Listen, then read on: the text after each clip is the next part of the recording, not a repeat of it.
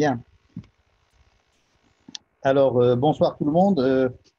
On va essayer d'étudier ce soir la paracha de Hémor. Hémor. Il n'y en a pas deux cette fois-ci.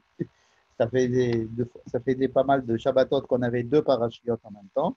Alors là, on n'en a qu'une seule, c'est Hémor. Mais elle est longue. Elle est longue et elle a plusieurs sujets. On va dire on peut la partager en deux. La première partie, qui est une partie, si vous voulez, assez peu étudiée, parce qu'elle concerne des lois, des halachot. Des halachot. Et la deuxième partie est beaucoup plus étudiée, parce que la deuxième partie, c'est la liste de toutes les fêtes de l'année juive. Alors, qui ne veut pas étudier les fêtes juives? Et donc, à chaque fête, nous lisons justement cette deuxième partie de notre paracha. Et notre paracha est mort et est très connu pour le fait qu'il y ait dedans la liste de toutes les fêtes. C'est la première fois qu'il y a toutes les fêtes. Jusqu'à présent, on avait parlé un peu de Pessah dans la Torah. On avait parlé de trois fêtes qui étaient les Shalosh Regalim, c'est-à-dire Pessah, Sukkot, Shavuot, Pessah, Shavuot, Sukkot. Mais c'est la première fois qu'il y a, on inclut cette fois-ci Kippour, dont on a parlé la semaine dernière, mais on inclut aussi une nouvelle fête qui s'appelle Rosh Hashanah. Dans la Torah, ça s'appelle Zikaron, Yom HaZikaron, et Sukkot est très détaillé. Voilà. Va retrouver cette même liste de toutes les fêtes dans le livre de Bamidbar, dans la paracha de Pinchas. Donc, il y a deux endroits où il y a ces deux listes de parachiotes. Pourquoi est-ce qu'il y a deux listes de parachiotes? Parce que dans Bamidbar, il est question des sacrifices que l'on devait amener au temple à l'occasion de ces fêtes, mais dans notre paracha est mort. Il ne s'agit pas tant des sacrifices, on peut parler de sacrifices des fois, mais ce n'est pas de ça qu'on parle. On parle vraiment de la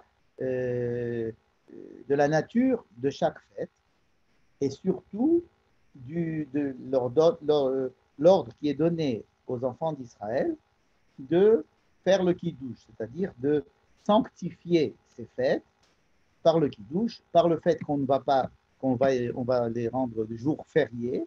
Et donc, c'est vraiment la paracha des fêtes. Mais pourtant, bien que ce soit très attrayant de parler des fêtes, nous allons peut-être parler un petit peu tout à l'heure, mais je voudrais plutôt m'attarder ce soir sur la première partie, celle à propos de laquelle j'ai dit qu'elle était un peu mal étudiée, peu étudiée, parce qu'elle concerne des mitzvot. Alors, de quoi il s'agit dans cette première partie? On va essayer d'étudier cette première partie, mais vraiment étudier, c'est-à-dire que nous allons nous mettre face au texte, ensemble, vous et moi, et on va essayer de voir qu'est-ce qu'il est dit dans le texte, à la fois dans le texte et à la fois dans la structure du texte. Alors, on va commencer directement. Donc, c'est la paracha de Hémor. Et voici. Cette première partie va se diviser en 5 parties. Pourquoi je divise ça en 5? À chaque fois qu'il est écrit Vayomer Hashem El Moshe, à chaque fois qu'il est écrit Dieu dit à Moïse, je considère que c'est ce qu'on appelle un dibour, c'est-à-dire une parole de Dieu à Moïse.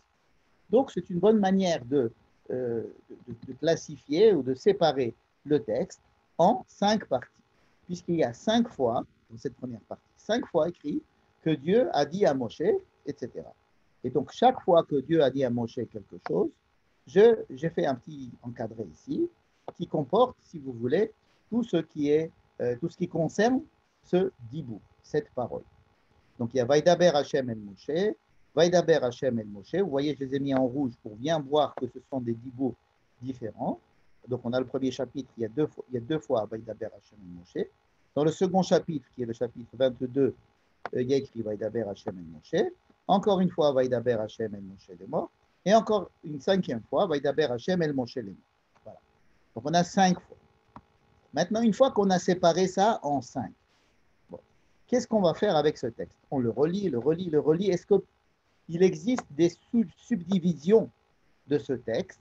Oui, il existe des subdivisions de ce texte parce que ces textes-là commencent, comme on a dit, par Dieu dit à Moshe, mais aussi ils finissent par une phrase qui est assez récurrente.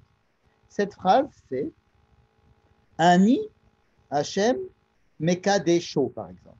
Je suis l'Éternel, je suis Dieu qui le sanctifie. Regardez cette partie-là, qui, Kadosh, Ani Hachem Mekadishrem. Vous voyez cette partie-là, qui, Ani Hachem Mekadesham. Vous voyez, à chaque fois, il y a ce que j'ai mis en vert, il y a ici une... attendez une seconde, je me reprends mon texte. C'est parti en attendant. Voilà.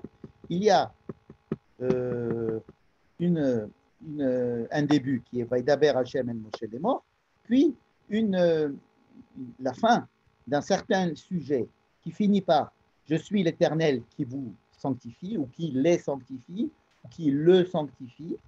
Mais donc, si on peut subdiviser ce texte-là, donc on a effectivement dans la première partie deux subdivisions. Donc on a le premier dibour qui est divisé en deux. Le deuxième dibour n'est pas divisé en deux, mais il finit aussi par Ani Hachem Mekadesham. Le troisième est, oui, divisé en deux, puisqu'il y a écrit Ani Hachem Mekadesham et Ani Hachem Mekadesham. Le quatrième, alors lui, il fait exception, on va voir pourquoi. Il ne finit pas par Ani Hachem Mekadesham. Mais le cinquième, oui, Ani Hachem Mekadesham. Ok, alors maintenant on a divisé le texte. Mais alors, qu'est-ce qu'on va faire de tout ça? Eh bien, on va essayer d'étudier le texte. Je vais vous dire à peu près qu'est-ce qu'il contient. Alors, le premier, comment commence notre paracha? Dieu dit à Moïse, va dire aux Kohanim, c'est-à-dire les prêtres, qui sont tous les enfants d'Aaron. Alors, qu'est-ce qu'il va leur dire? Il va leur dire, écoutez, vous n'avez pas le droit de vous rendre impur en enterrant des gens de façon volontaire. C'est-à-dire, vous n'avez pas le droit, vous savez qu'il y a une grande mitzvah dans la Torah, qui est d'enterrer un mort.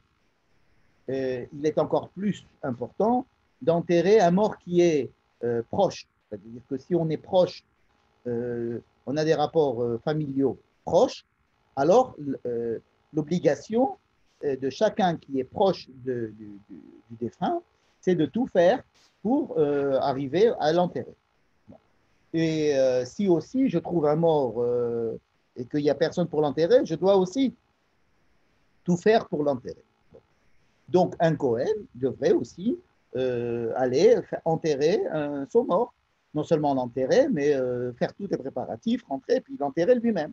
Or, on sait qu'en enterrant un mort, toute personne, pas simplement les Kohen, toute personne devient ce qu'on appelle tamé, mal traduit par impur, mais disons impur. Et un Kohen, s'il devient impur parce qu'il a touché un mort, eh bien, pendant 7 jours, il doit être impur et il ne pourra pas rentrer au Beth Amikdash. Il ne pourra pas aller au boulot. Il ne pourra pas faire son travail. Hein. Il ne pourra pas, même pas manger sa nourriture, la nourriture Kodesh, c'est-à-dire les offrandes, etc. Donc, les Kohanim ont interdiction de se rendre impurs volontairement en allant enterrer leurs proches parents. Alors, il y a une liste des proches parents, et cette liste est donnée dans la Torah, c'est vraiment les proches parents. Mais pour le père et la mère, ils ont le droit. Parce que le père et la mère, oui, ils ont le droit. Mais d'un autre côté, le Kohen Gadol, ça c'est la deuxième partie, le Kohen Gadol, c'est-à-dire le grand prêtre, même pour ses parents, n'a pas le droit, il n'a pas le droit pour tous les gens qui lui sont proches, y compris tous les proches.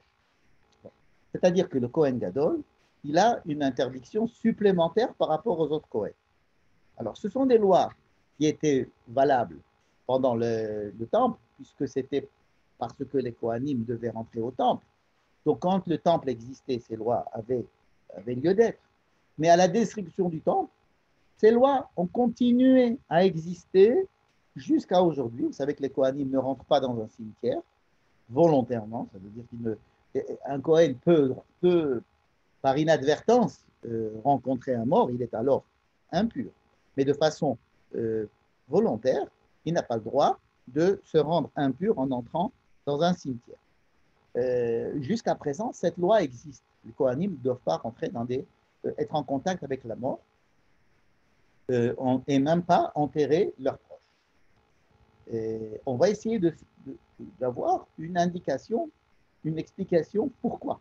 Pourquoi est-ce que les Kohanim n'ont pas le droit d'enterrer leurs proches?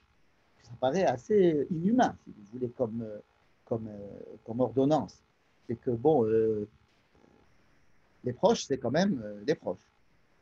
Deuxième chose qui est dite ici, c'est qu'ils n'ont pas le droit de se marier avec certaines femmes.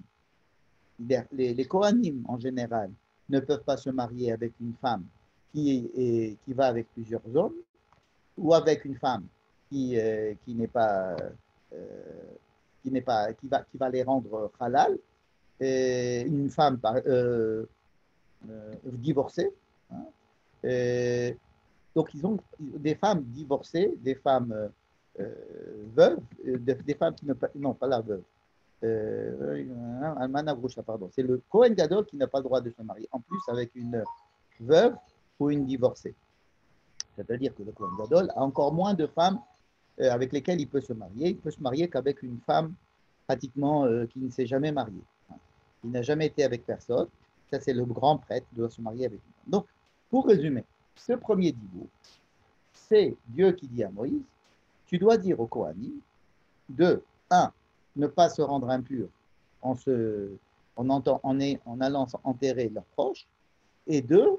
Ils ne peuvent pas se marier avec n'importe quelle femme. Voilà.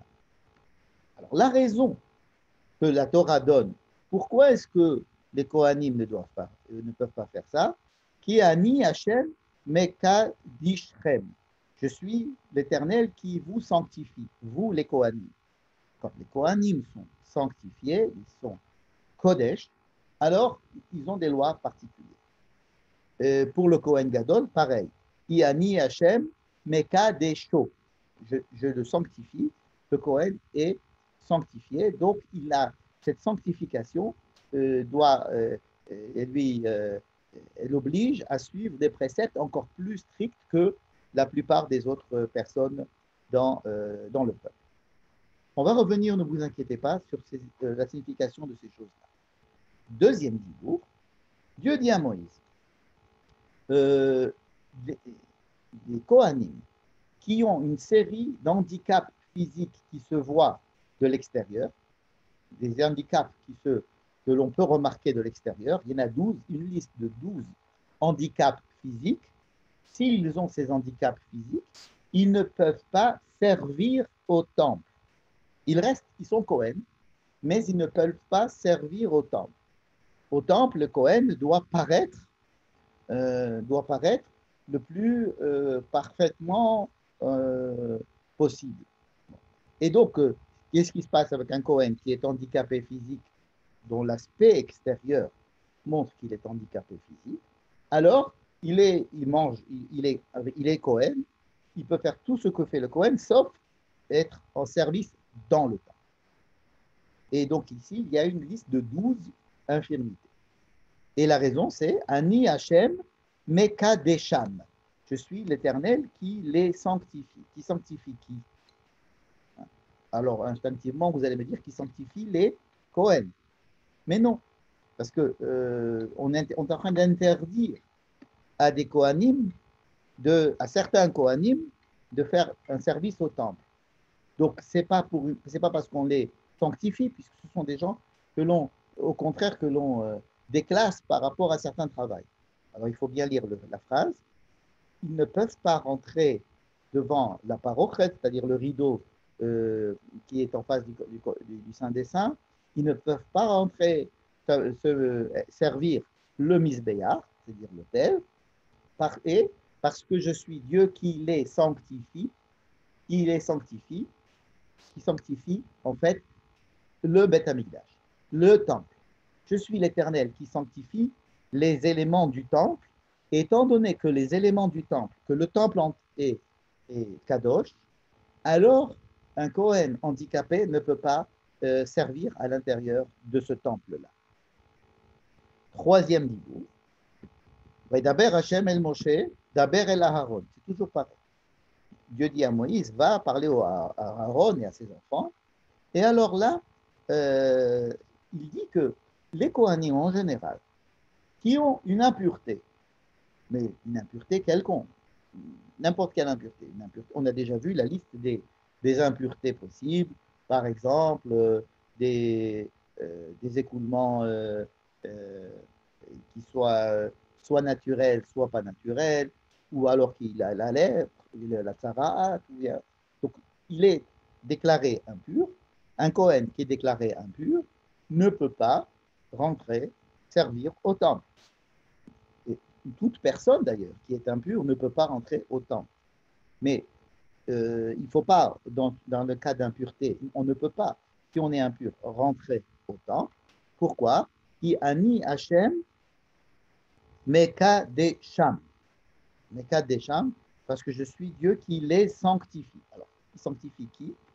Il s'agit ici de sanctifier les corbanotes, c'est-à-dire les sacrifices.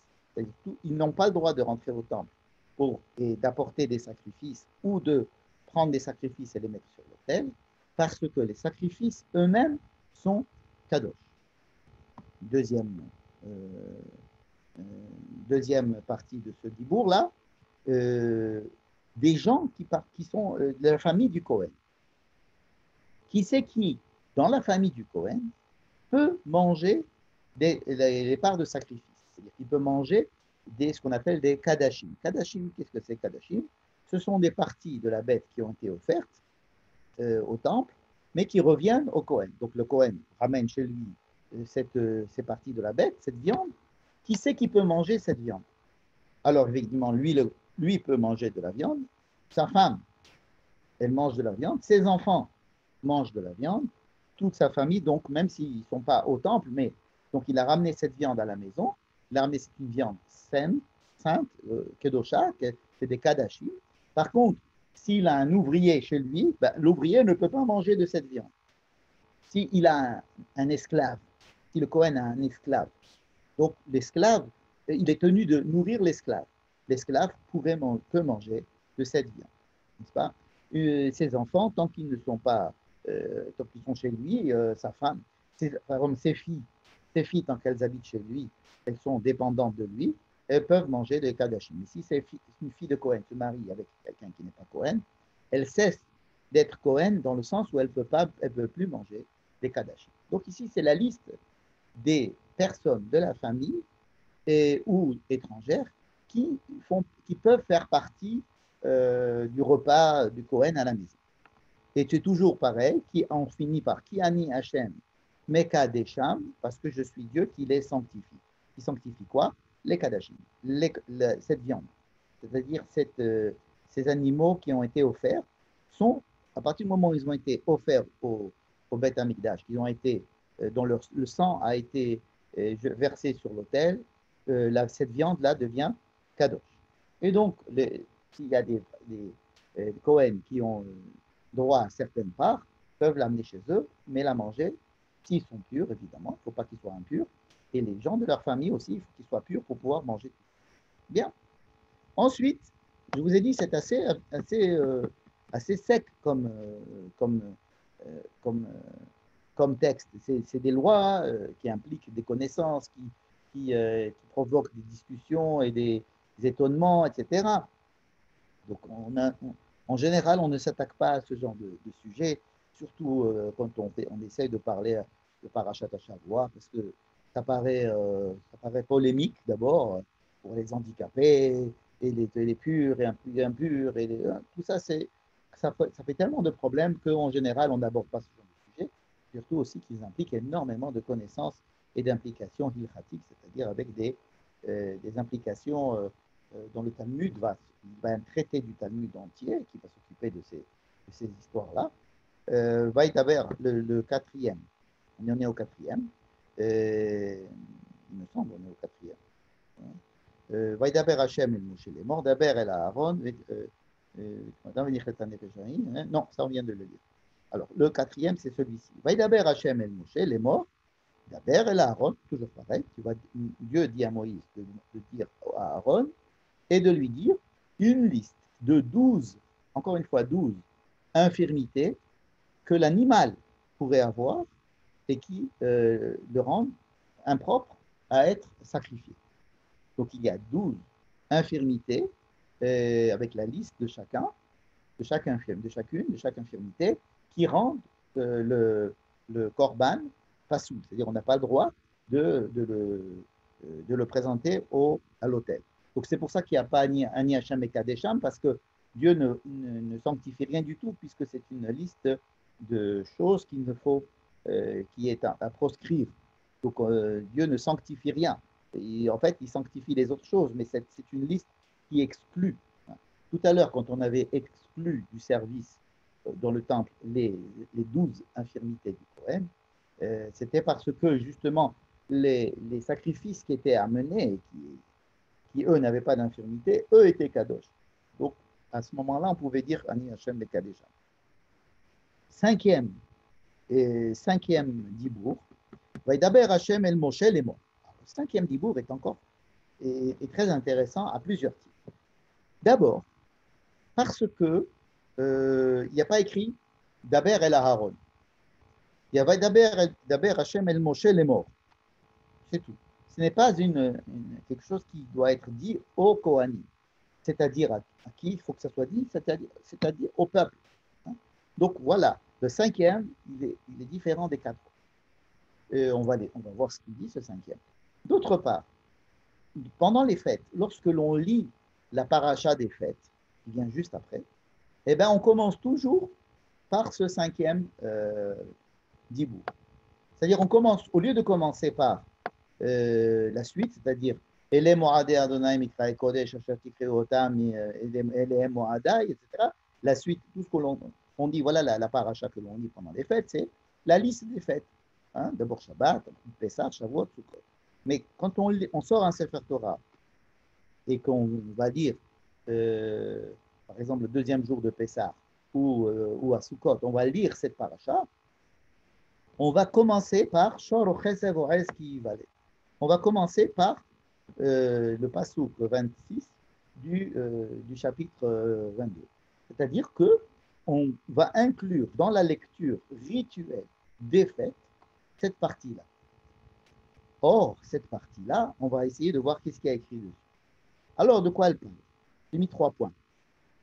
La première règle, c'est qu'un animal ne peut pas être sacrifié avant le 8e jour. C'est-à-dire qu'il faut le laisser au moins 7 jours avec sa mère.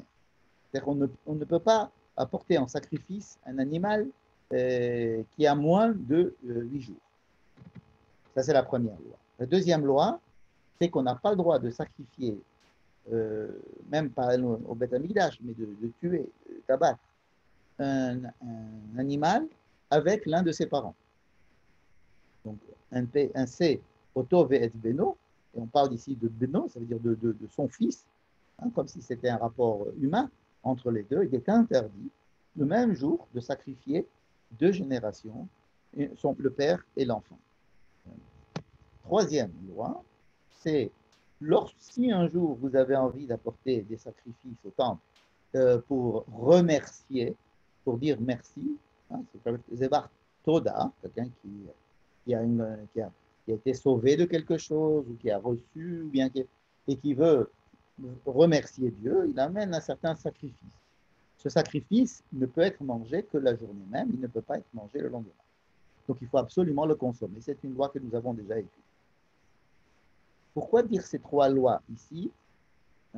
Qu'est-ce qu'elles ont de particulière? Pourquoi il ne faut pas dire ces lois au Kohen? Il faut le dire à tout le peuple. Et pourquoi ces lois?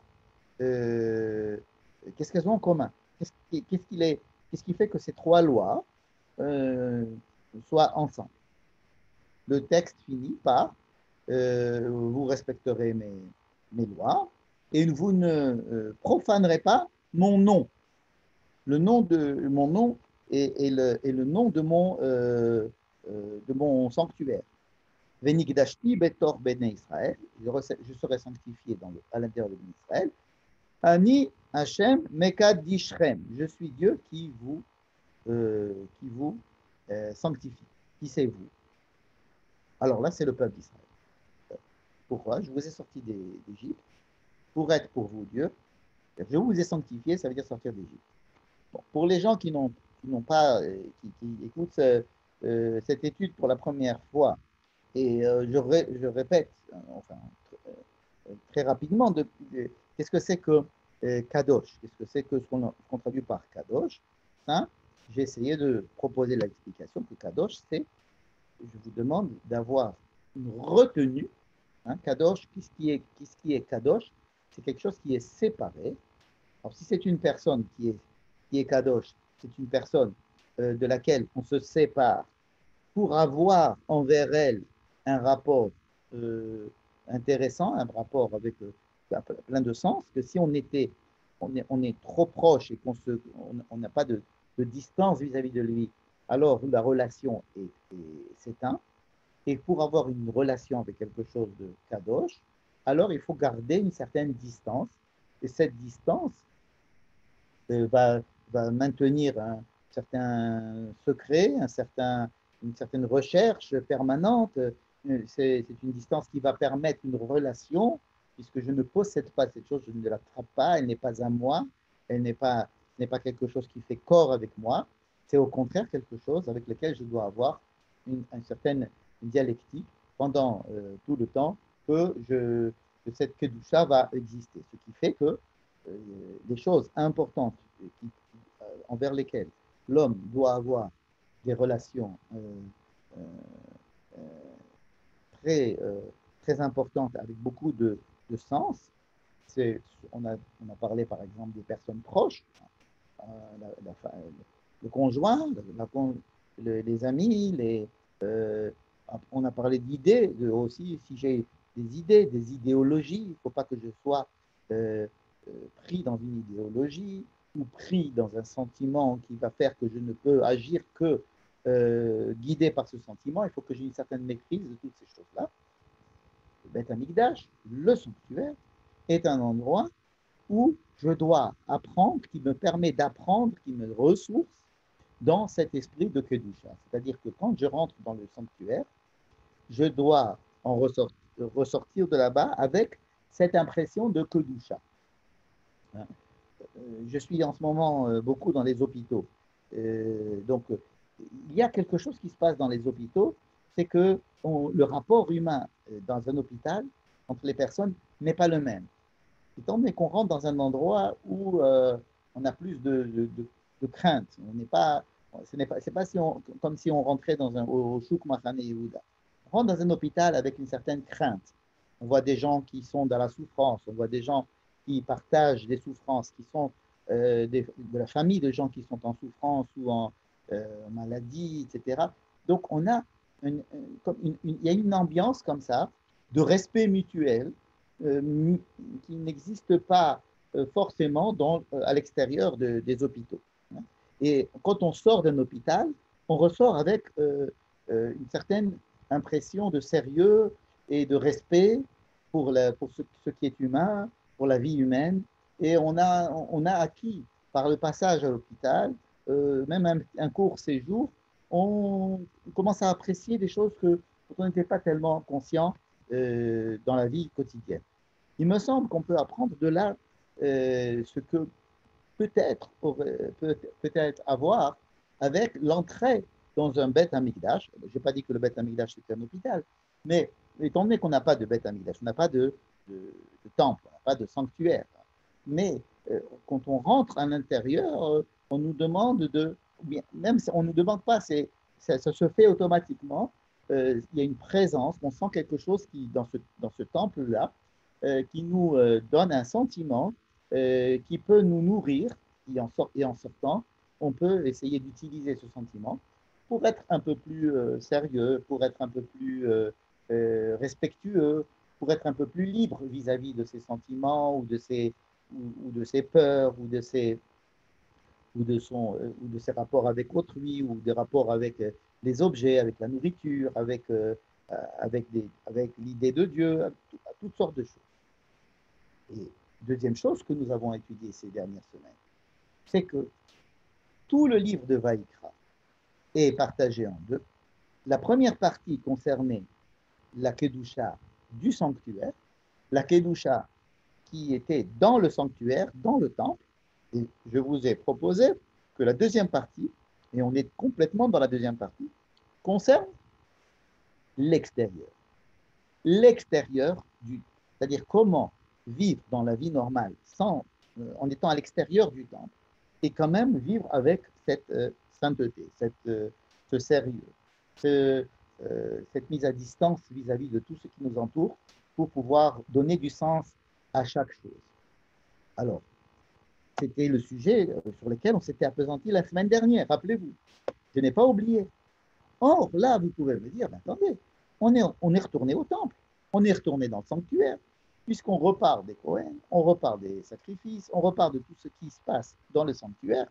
Donc, cette partie au moins, on ne voit pas ce qu'elle fait là. Elle aurait dû être placée dans la première partie du livre de Vaïkra, n'est-ce pas? Donc, le fait qu'elle soit là, c'est très important parce que ça va nous dire quelle est la fonction de ces lois. Quelle est la fonction de ces lois? Pour cela, j'ai fait un petit tableau. J'ai pris les 4 premiers dibourgs. Le dibourg 1, le dibourg 2, c'est-à-dire les paroles. Vedaber Hashem el Moshe 1, Vedaber Hashem Moshe 2, 3 et 4. Je laisse le 5e pour l'instant. Quand on voit le 1, 2, attendez 2 secondes, je ferme un micro. Il l'a ouvert par inadvertance, voilà. Et donc, il y a 2 chapitres. Il y a le chapitre 21 et le chapitre 22. Dans le chapitre 21, si on résume ce qu'on a dit, et si on s'appuie sur le Mekadesham, Mekadesho, etc., vous vous rappelez je sanctifie quoi?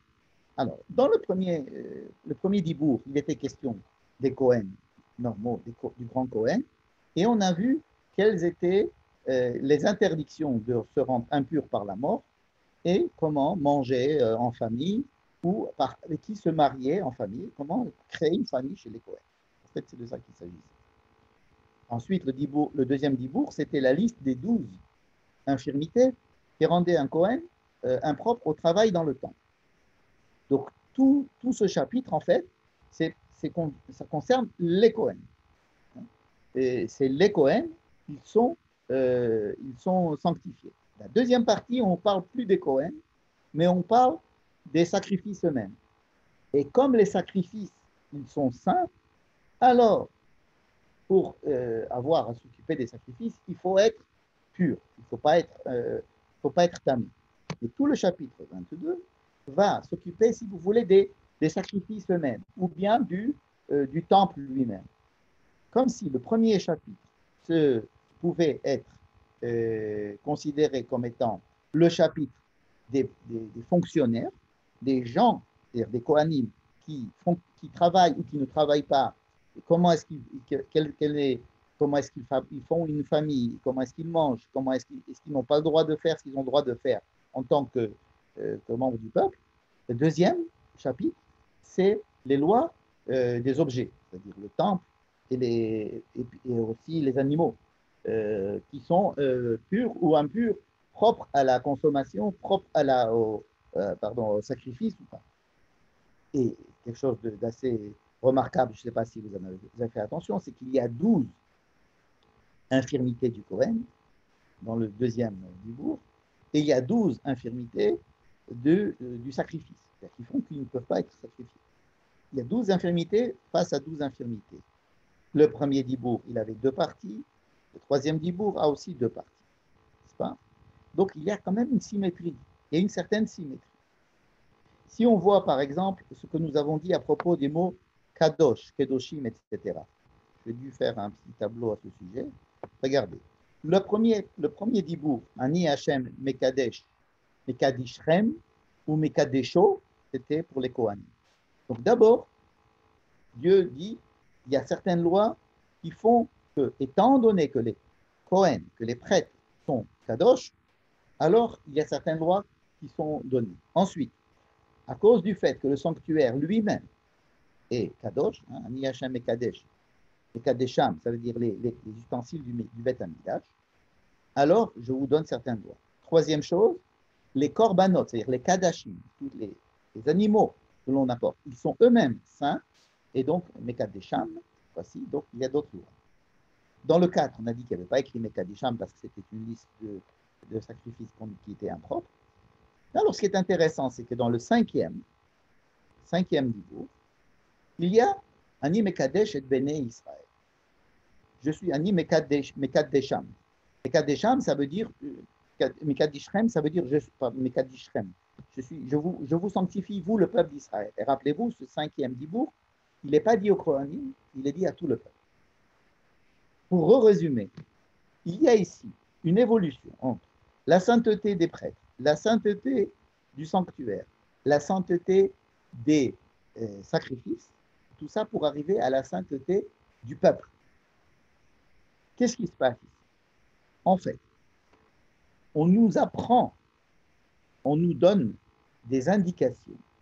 On donne des indications au peuple, puisque c'est le peuple. Le but, ce n'est pas les Kohanim. Les Kohanim, le sanctuaire, les prêtres, tout ça, ce sont que des moyens de faire rentrer à l'intérieur de la vie normale d'une personne qui vit en dehors du sanctuaire, qui vit dans son champ, qui vit au pub avec ses copains, qui, dans la vie normale, ce qu'on appelle la vie profane, la vie chol, comment vivre dans une vie normale, en travaillant, en labourant, en faisant du commerce, en s'amusant, comment être kadosh. Pour nous apprendre à être kadosh, on nous apprend comment est-ce que les Kohanim doivent être kadosh au sanctuaire, comment est-ce que le sanctuaire lui-même est kadosh, comment les animaux que l'on amène doivent être kadosh. Tout ça pour arriver au but, c'est que le peuple d'Israël lui-même doit être kadosh. Donc, ces 4 paroles, ces 4 dibourim, ce sont des préparatifs pour arriver au 5e dibour, celui de Shorochet Sevroé, celui qui est attaché à la sanctification du temps pour apprendre au peuple d'être saint. Ça veut dire, étant donné que je vous sanctifie, vous êtes saints, vous, les membres du peuple. Mais qu'est-ce que ça veut dire que je suis saint? Je ne peux comprendre que je suis saint qu'en ayant des lois. Okay?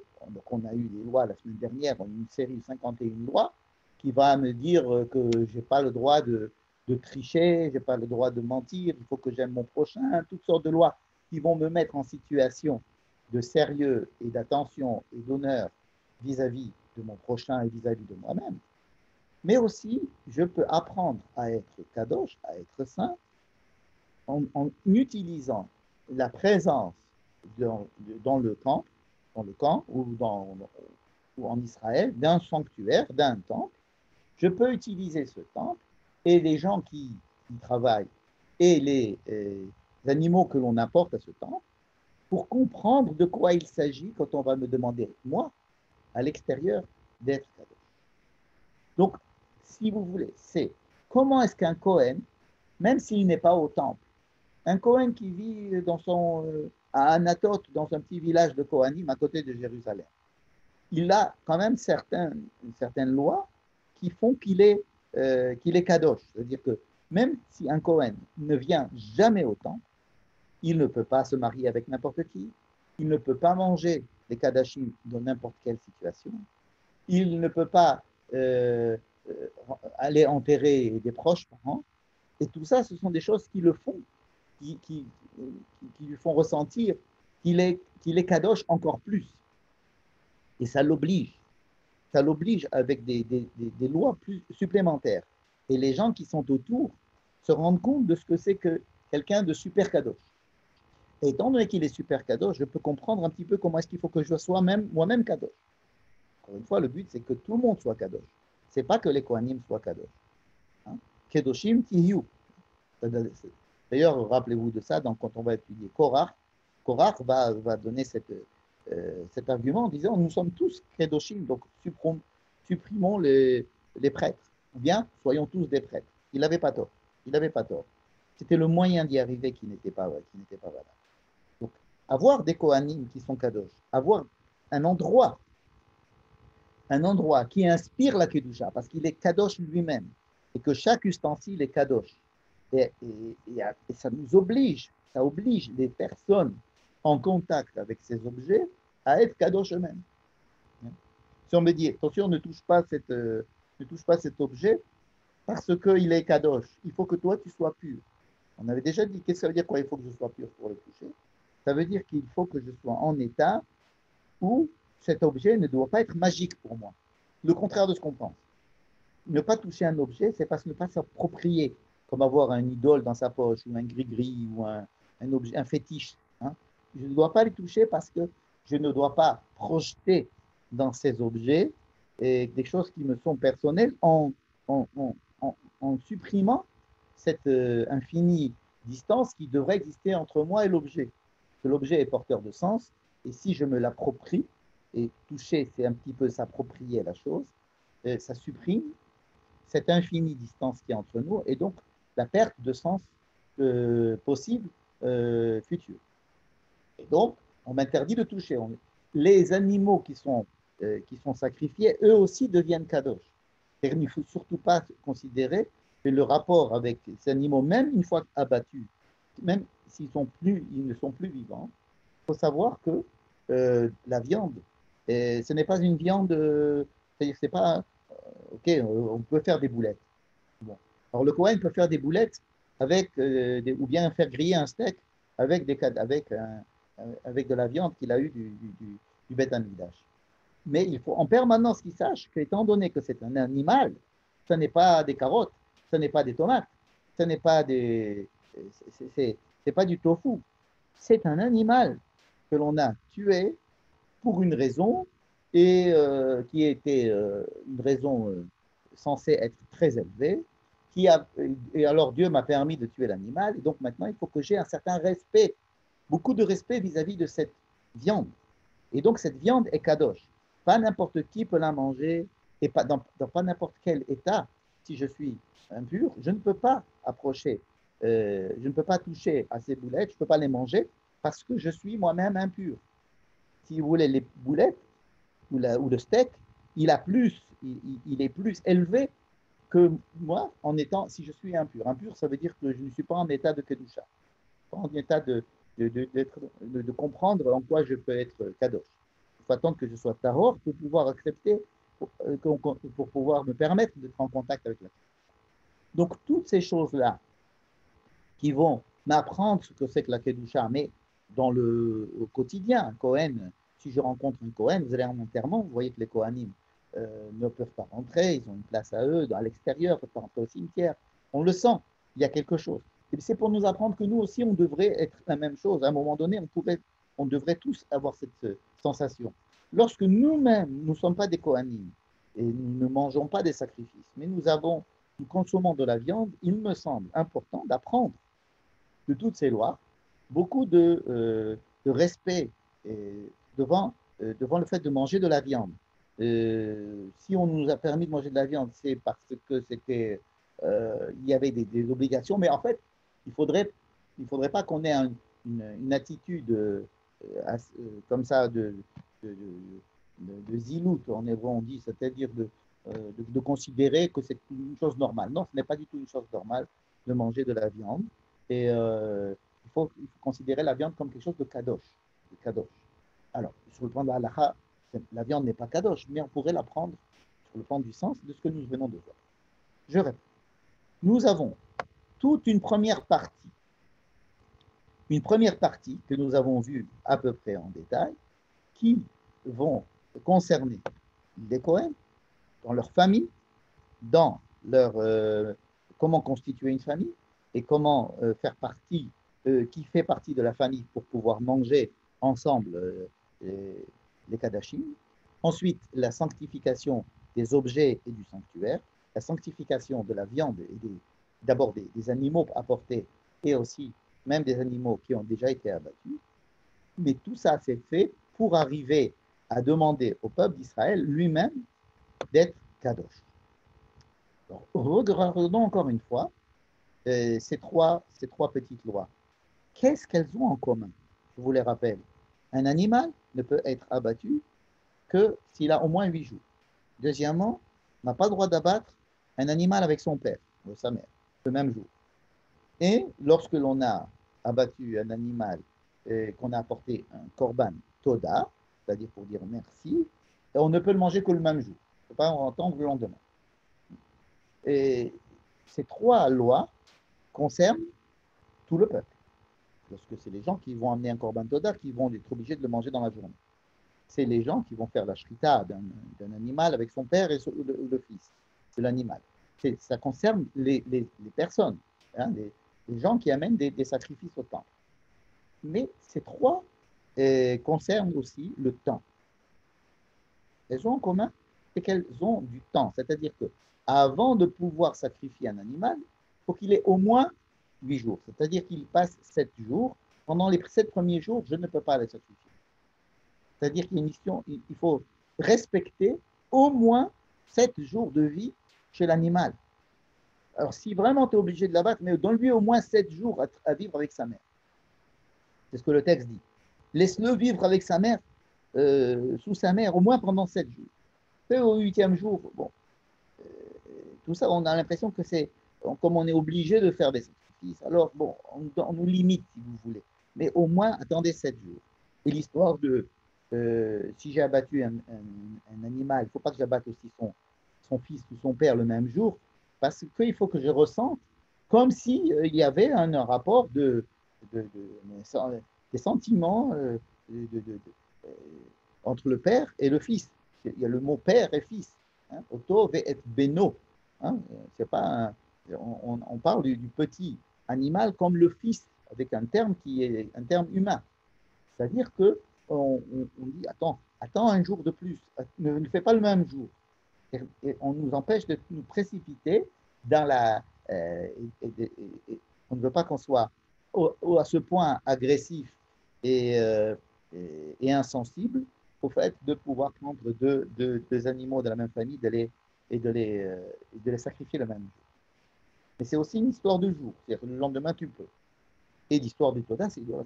Ça veut dire qu'on commence à nous enseigner par ces lois la notion de la Kedusha, du respect, du temps, pas simplement de l'animal, mais du temps, du moment où je dois l'abattre, le temps qu'il faut que j'attende, le temps que je peux le consommer. Il y a la notion du temps qui est introduite dans ces trois mitzvot. Et on aurait pu l'impression que ces trois mitzvot sont la continuité même de tout ce qu'on a vu avant, puisqu'il y avait, voici les animaux qu'on n'a pas le droit de sacrifier, avec les 12 handicaps, on pourrait dire, oui, mais il y a aussi celui-là parce que c'est son fils et son père, et puis celui-là parce qu'il n'a pas encore 8 jours, et puis celui-là parce qu'il faut le manger vite parce que... Non, on en a fait, on a pris toutes ces indications qui étaient plutôt réservées au Cohen, et là on a fait un petit déplacement comme ça vers le peuple lui-même, et pas chez les Kohanim. Alors, je vous rappelle que les 4 premières paroles ont été dites à Moïse pour qu'il les dise à Aaron, alors que la 5e est dite directement au peuple. Parce que on doit introduire la grande notion qui apparaît dans la deuxième partie du paracha, qui est celle de sanctifier le temps. Ça paraît très très bizarre, cette histoire de sanctifier le temps. En quoi est-ce que sanctifier le temps doit être donné aux personnes? Si Dieu a décidé de sanctifier le jour du samedi, du Shabbat, bon, Vaikadesh Oto, quand il a fait la création, il y a une dimension dans le temps qui est un temps où la création doit prendre son sens, et ce temps-là est sanctifié. Donc Dieu a déjà sanctifié le Shabbat. Or, il nous demande, cette fois-ci à nous, dans notre paracha, il a déjà demandé dans les 10 commandements, il a déjà demandé de le faire plusieurs fois, que le Shabbat, il fallait que nous-mêmes nous le sanctifions. Ça veut dire qu'on doit dire que le Shabbat est kadosh. C'est-à-dire qu'il faut prendre une distance, il faut créer une véritable différence entre le Shabbat et les autres jours. Il faut qu'on se prépare, qu'on soit nous-mêmes différents, il faut qu'on sente que le Shabbat, qui a priori est un jour tout à fait normal, hein, il ne se passe rien sur le plan cosmique le jour du Shabbat. Pourtant, un juif qui respecte le Shabbat sent que quelque chose, il rentre dans un temps qui est ce qu'on appelle un temps kadosh. Et donc, on doit faire par le kiddush. Le kiddush, c'est-à-dire on prend du vin ou du pain, quelque chose qui va va être le support de la déclaration que l'on fait debout et que l'on dit que nous bénissons Dieu qui a sanctifié le Shabbat et qui a sanctifié le peuple juif et qui lui a demandé de sanctifier le Shabbat. Et c'est ça le kiddush du vendredi soir.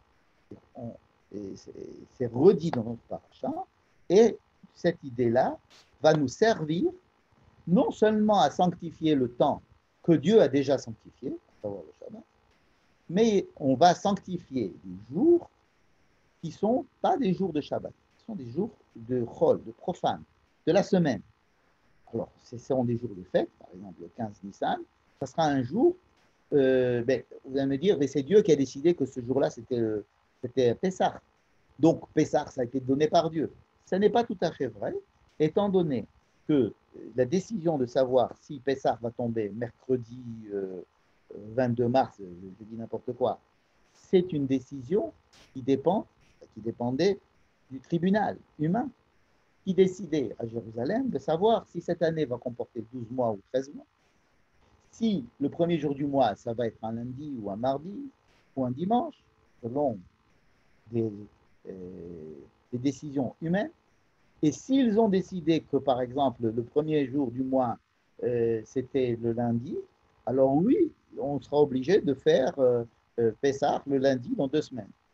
Et pareil, ici, ils ont dit que non, ce mois-ci, c'est un mois de Hadar, ce n'est pas un mois de Nissan, il y aura 2 mois de Hadar cette année.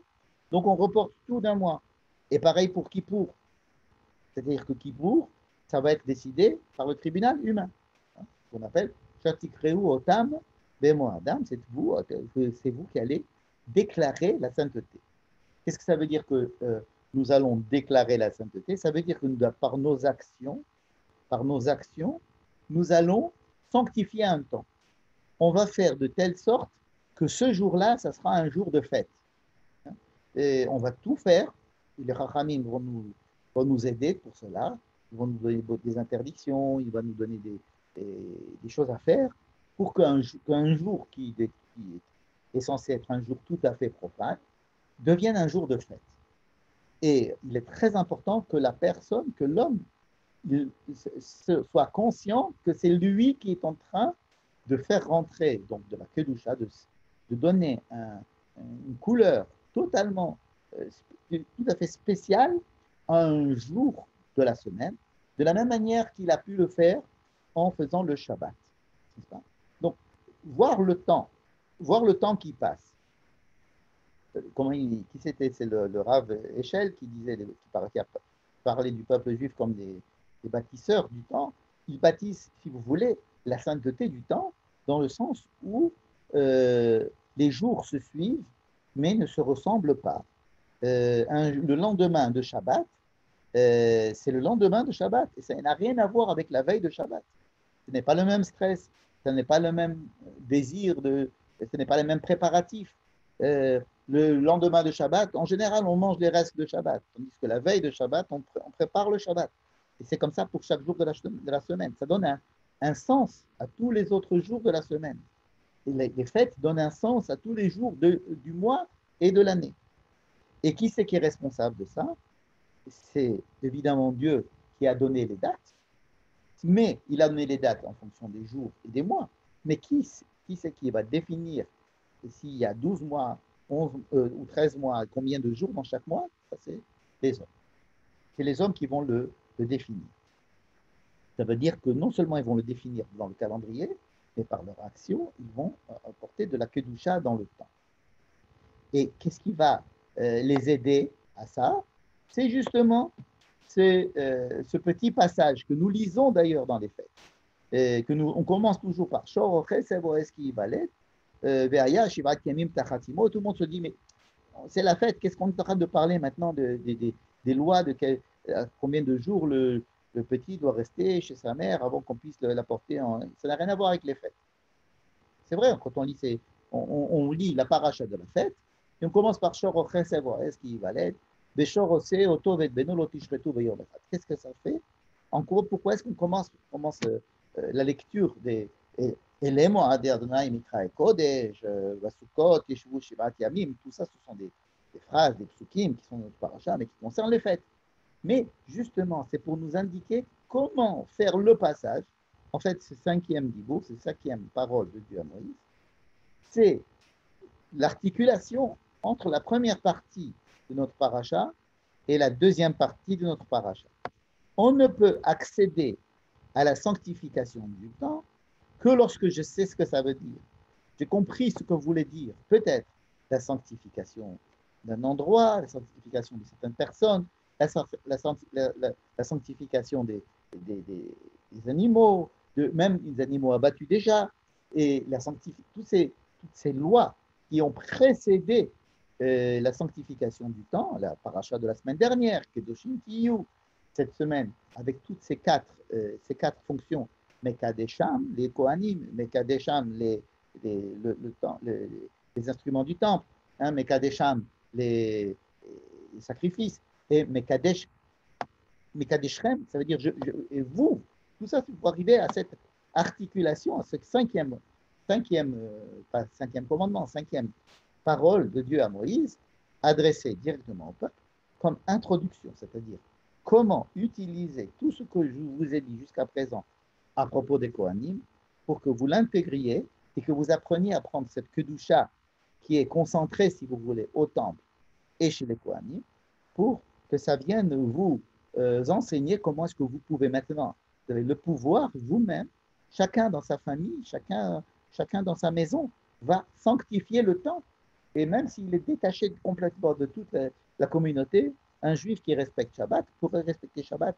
Et il va sentir que Shabbat est rentré, comme on dit, et que Shabbat est sorti comme s'il avait personnalisé le temps. Le Shabbat est rentré. À quelle heure rentre Shabbat? Comme si Shabbat rentrait en moi, où je rentre dans Shabbat. Ça le temps commence à prendre une dimension. Je ne suis pas en train de passer le temps. C'est le temps qui me rencontre. Je rencontre le temps. C'est une chose extrêmement importante pour comprendre de quoi il s'agit dans la Kedusha. Et ce n'est que grâce à cette première partie que l'on peut ensuite aborder la sanctification du temps qui est dans la deuxième partie de notre paracha. Je vous ai mis ici toutes les fêtes. Évidemment, nous n'allons pas les étudier toutes, mais je vais vous, avec votre permission, étudier un seul truc, c'est Kippour. Kippour est dit dans notre paracha. Alors voici le texte de Kippour. Oui, il faut que je vous dise aussi qu'à la fin de la paracha, il y a aussi 3 petits sujets, mais bon, on ne va pas y rentrer. Celui de Ménorah, du pain et une petite histoire avec quelqu'un qui a fait des bêtises. Bon. On en parlera une autre fois. Je voudrais vous parler de Kippour. Voici le texte qui concerne Kippour. Le 10 du mois, du 7e mois, ça sera le jour de Kippour. Il faut que ce soit Mikra Kodesh. Vous devez l'appeler Kodesh. Mikra Kodesh, c'est-à-dire vous devez l'appeler Kodesh. Vous devez en faire le Kodesh. Il doit vous appeler, vous devez l'appeler. Il y a ici quelque chose qui est une rencontre entre l'homme et le temps et qui va faire que le temps va être sanctifié par Mikra Kodesh. À toutes les fêtes, c'est comme ça, Mikra Kodesh. L'une des choses qui est soulignée dans ce Mikra Kodesh, qui est toujours relié au Mikra Kodesh, c'est qu'il faut Kol Melechet Avoda Lota Asu, il ne faut pas travailler. Ce jour-là, en plus, il faudra jeûner, parce que c'est le jour de Kippour, et le jour de Kippour, Dieu va vous pardonner, et toute personne qui ne va pas jeûner ce jour-là sera retranchée de son peuple, et toute personne qui fera un travail ce jour-là sera retranchée, elle ne sera plus considérée comme faisant partie du peuple, et il ne faut pas travailler ce jour-là. C'est une loi. Là où vous habitez, il ne faudra pas travailler ce jour-là. Il ne faudra faire aucune action. Et c'est un jour férié, et il faut que vous jeûniez ce jour-là, et vous le fêterez quand? Le 9 du mois au soir, jusqu'au lendemain, 9 du mois au soir. Si vous avez suivi ma traduction, vous vous êtes rendu compte que les sujets sont rappelés au moins 2 fois. À chaque fois, on répète les choses. N'est-ce pas? Et alors, le Rav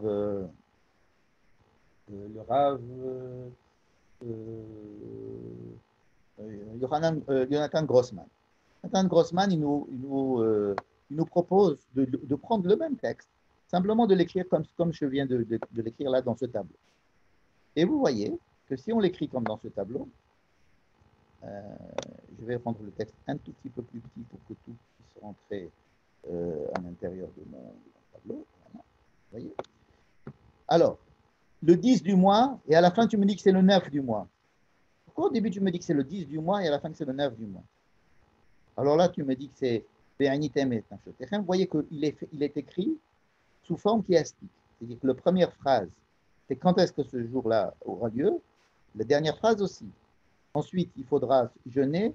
Ben, l'avant-dernière phrase dit aussi qu'il faut jeûner. Ensuite, il faudra faire des sacrifices. Là, il n'y a pas écrit les sacrifices, il y a écrit qu'il faut que ce soit un jour férié. Un jour férié pour vous. Hein. On va voir pourquoi ce n'est pas la même chose. En bleu, il ne faut pas travailler. Kol melechet avoda lo ta'asu. Ici aussi, le kol melechet avoda lo ta'asu. Il ne faut pas travailler. Kol hanefesh lo te'uneh. Ici, attention, il faut jeûner. Celui qui ne jeûne pas, il sera retranché du peur. Celui qui ne jeûne pas, il sera retranché du peur. Comme si ici, j'ai mis en petit point un miroir. Un miroir avec cette phrase-là qui est équivalente à celle-ci, celle-là en bleu qui est équivalente à celle-là, en blanc équivalente à celle-là, en rose équivalente à celle-là, et en jaune équivalente à celle-là.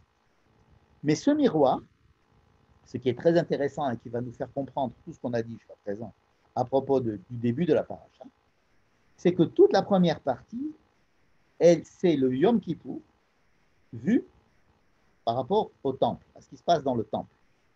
Par exemple, dans le temple, une journée, ça commence le matin, ça finit le soir. Donc, quand est-ce que tombe Kippour? C'est le 10 du mois de Tishri. Tandis qu'en dehors du temple, c'est-à-dire même pour nous, la journée commence quand? La veille. Hein, Shabbat, ça commence le vendredi soir, évidemment. Ça. Donc, Kippour, ça va commencer le 9 au soir et ça va se finir le 10 au soir.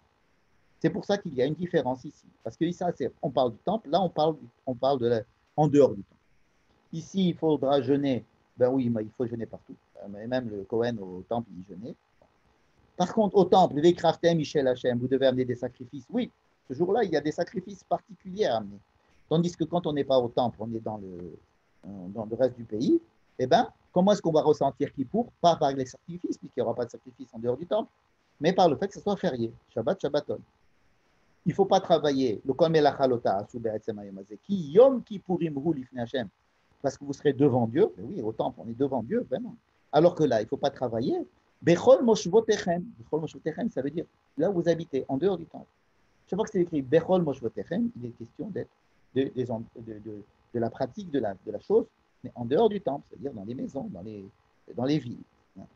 Il y a toute personne qui ne jeûnera pas sera retranchée du peuple par Dieu, qui va faire que cette personne sera retranchée par lui ou par ses enfants sera retranchée du peuple.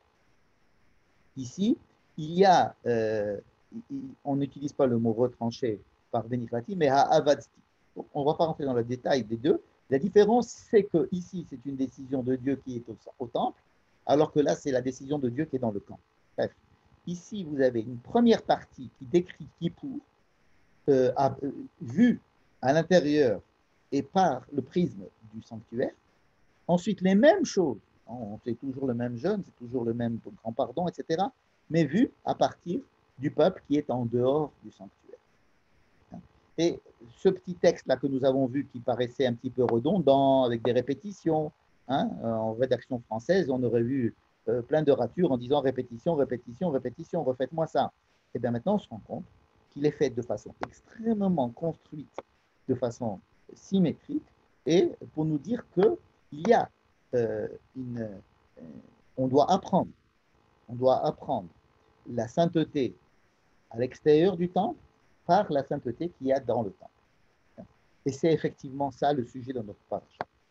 C'est si vraiment nous devons sanctifier le temps, et c'est l'une des choses les plus importantes que nous sanctifions en tant que peuple, une collectivité, à part le fait de sanctifier la terre, on sanctifie le temps. Et la sanctification du temps, il faut apprendre. Il faut l'apprendre et l'apprendre de ce qui se passe à l'intérieur du temple. Et c'est pour ça que nous avons deux parties dans notre paracha. Une partie, la première partie, qui sont les 5 diburim, les 5 paroles. Les 4 premières paroles nous avaient semblé être uniquement réservées au Kohen, au temple et au sacrifice. Mais en fait, c'était pour nous enseigner, pour arriver à ce que nous soyons le saint nous-mêmes, le peuple lui-même. Hein, rappelez-vous, à la fin, c'est Ani Hashem Mekadishrem, que vous sanctifiez vous. C'est le but de tout ça, c'est chacun membre du peuple, n'est-ce pas? Et, et avec cette très jolie introduction qui fait le lien entre les quatre premières parties et la sanctification du temps, qui est la deuxième partie de notre paracha, et qui montre effectivement que ce n'est pas parce qu'on sort du temple qu'on ne va plus parler du temple. Au contraire, on peut apprendre de ce qui se passe dans le temple pour pouvoir apprendre comment vivre. De la même manière que nous, aujourd'hui, nous n'avons ni temple, ni sacrifice, ni rien du tout. Pourtant, nous étudions pour essayer de comprendre de quoi il s'agit dans notre vie qui n'a pas de temple aujourd'hui. Une vie qui n'a pas de sacrifice, qui n'a pas de sacrifice animal. Mais il faut que qu'on apprenne de quoi il s'agit, et c'est une étude infinie hein, pour comprendre de quoi il s'agit. Tant que je n'ai pas l'acte lui-même, l'étude ne peut pas remplacer l'acte, mais elle essaye de remplacer l'acte. Elle essaye de remplacer l'acte, donc c'est une étude infinie. Hein. Donc, de la même manière que même sans le temple, et même sans les sacrifices, même sans le travail des Kohanim, nous avons une injonction d'être Kedoshim, et qu'on puisse faire la Kedusha du temps, on ne peut le faire que par l'étude. Et de la même manière que quand il y avait le temple, par l'existence même du temple et par l'expérience qu'on pouvait avoir en rentrant ou en voyant les gens qui rentraient, en sachant que ça existe, ou en ayant la présence du temple dans le campement en présence dans le pays entier, on pouvait tirer, on pouvait s'inspirer de cette Kedusha pour apprendre à être Kedushim. Donc, apprendre à être Kadosh, c'est un enseignement infini, permanent. Il ne faut jamais penser qu'on a compris. Il faut toujours essayer d'essayer de comprendre de quoi il s'agit. On ne sera jamais Kadosh. On sera toujours en état de recherche d'être de plus en plus Kadosh, c'est-à-dire de plus en plus indépendant et pour avoir une relation pleine de sens avec les choses qui nous entourent et des choses qui sont à l'intérieur de nous. Voilà. Donc il me semble que toute la paracha a, oui, un sujet commun, bien qu'on l'ait partagé en deux, c'est que le premier nous enseigne pour le deuxième, et même à l'intérieur du deuxième, comme vous avez vu pour Kippour, il y a deux parties toujours qui sont reliées, à savoir la Kedusha du temple et la Kedusha en dehors du temple, qui est le but. Voilà, je vous remercie pour votre attention et je vous invite maintenant à poser des questions si vous en avez